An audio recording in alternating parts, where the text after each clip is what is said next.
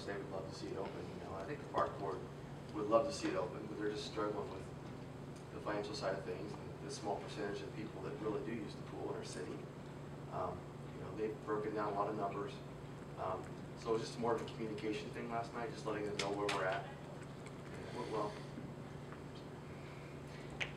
Was that lost $30,000 for the 4 months, or $30,000 a month for 4 months? No, that was over the 2.5 to 3 months. Okay. That was not per month, yeah. Yeah. Okay. Very good. And I'm sure as that issue progresses, I'm sure you guys will be getting information or getting questions or comments. And obviously, feel free to use Mark as a resource and to try to get those questions answered, and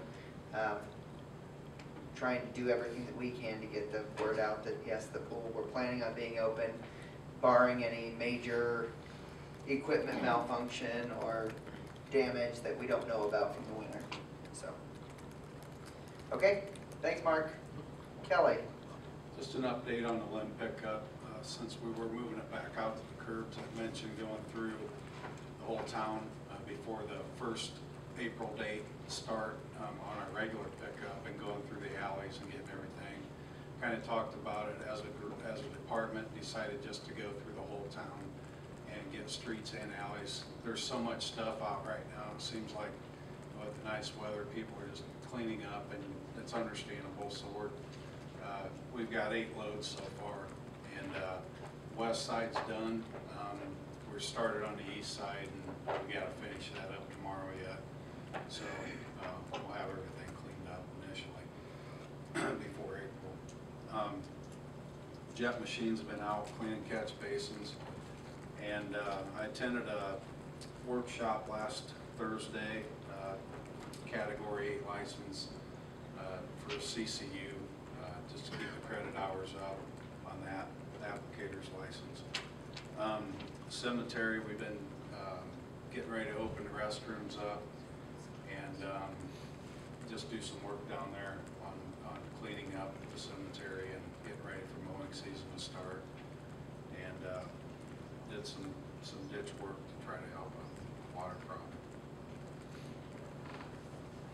Did 50 work orders too last week. Kelly, what's the tell me again, what's the size of the limbs or the wood, I guess, that you guys pick up? I mean, are we talking brush, or are we talking limbs? It states on the acceptable list 4 inches and above, or up to 4 inch limbs.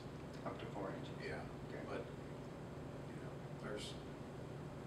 And what about brush? Brush in general is okay, or typically try to stay away from it? There's a lot of not accepted items like fence row clearing. Okay. For whatever reason. Yeah. I mean, there's a lot of people. We've had people pull stuff out of a woods to try to clean a woods out and bring out to the street, you know, before. I mean, it's just variable stuff. I mean, we got to have some kind of guidelines, but there's a lot of, like, there are bushes that are acceptable without roots on them and stuff like that. And usually a pickup size load is the biggest pile that we'd like to see. Okay. Okay. Thank you. Questions?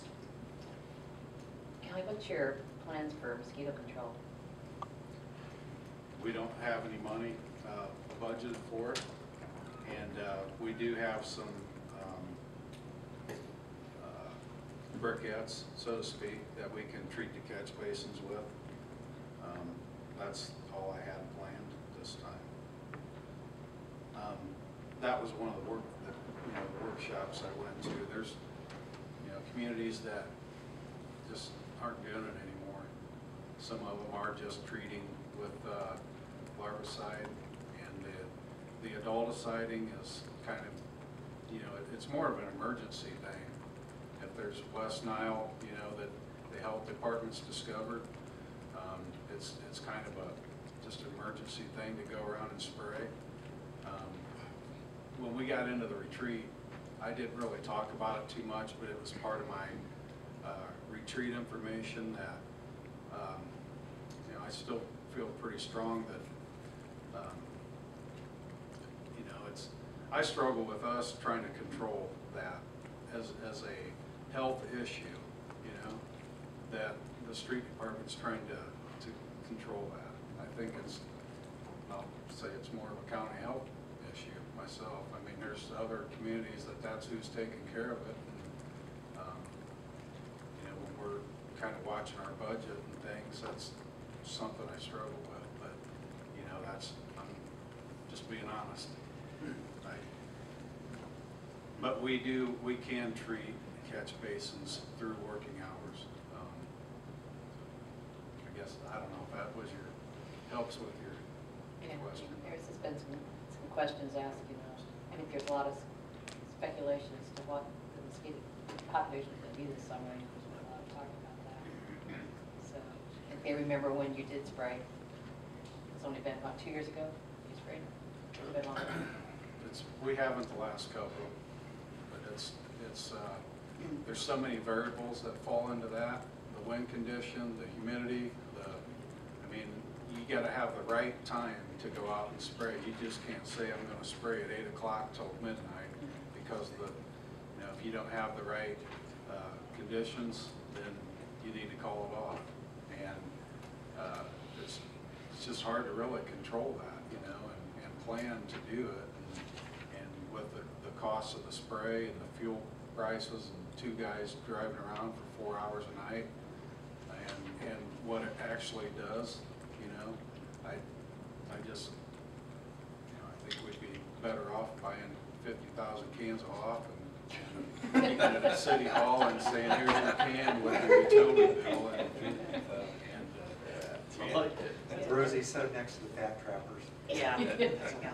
Well, I agree. I mean, I think the city has more of a perception of how effective that spraying is versus how really effective it is. And the workshops I go to, it's to keep your credit hours so you don't lose your credit hours and then have to go back through the Category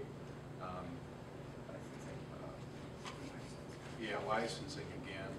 But there's just certain companies that put free workshops on, and when you go to these, 90% of it's them trying to sell the product to you, and the rest of it is actual information that you can use.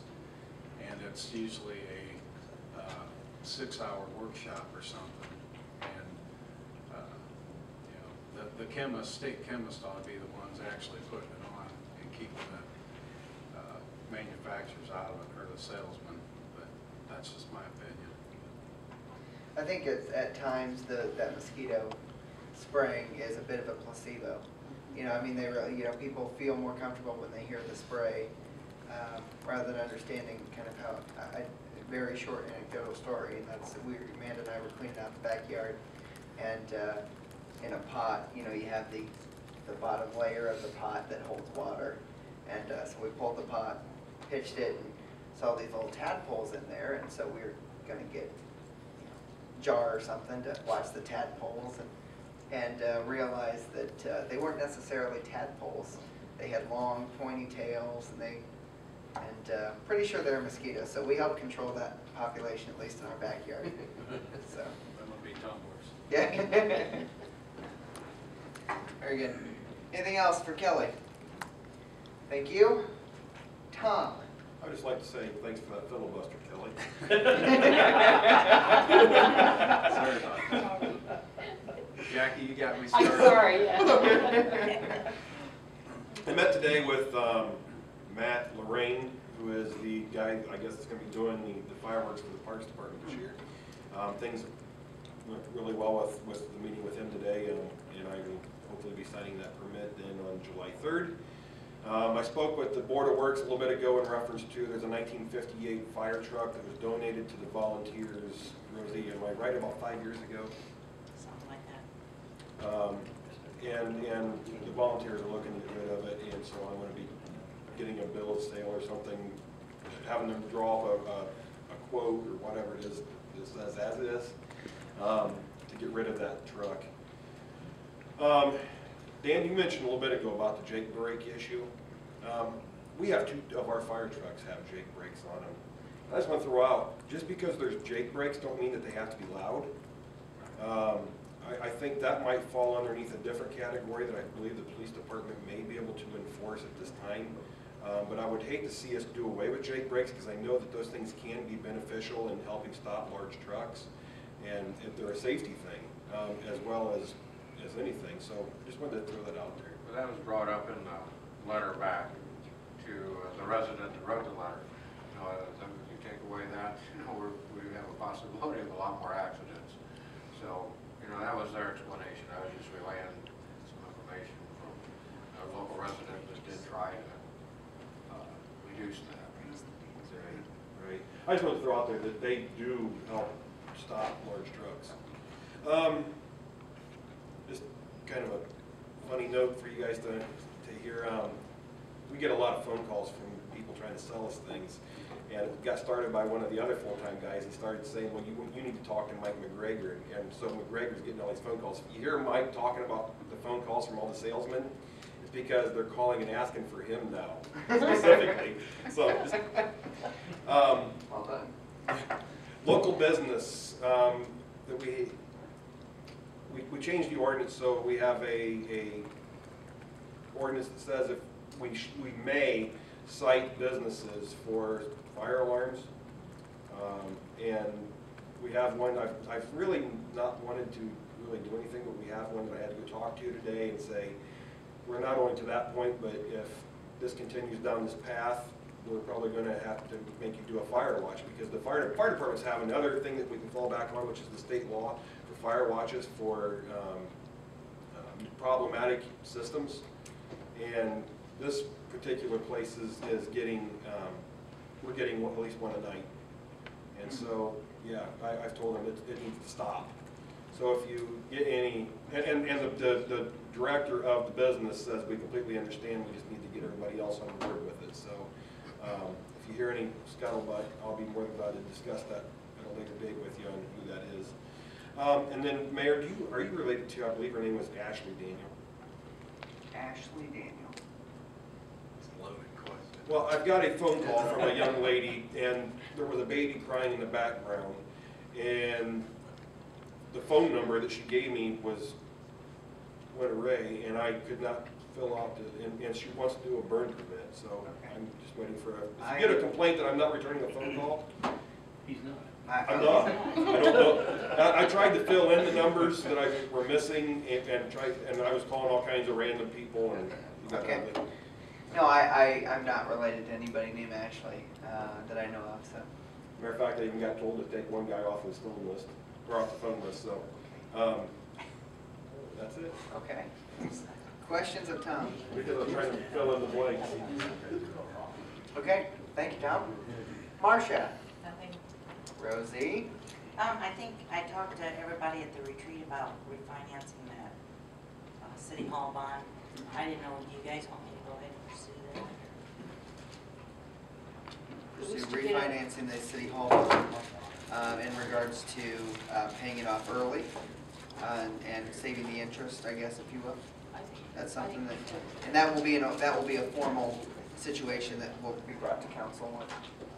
Okay, sounds like a yes. Okay, anything else? Jackie? I don't think I have anything else. Dan? Yes, sir. Nicole? Nothing. Bill? Ben? Okay. Call the meeting adjourned. Thank you. Oh, sorry, media. Anything? Okay. Call meeting adjourned. Thank you. When's going to be happy with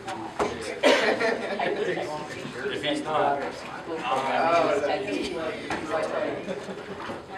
sorry, you're not here. I know you didn't nominate. What are you bad feel like about? that. There's something we can do about the JV rates.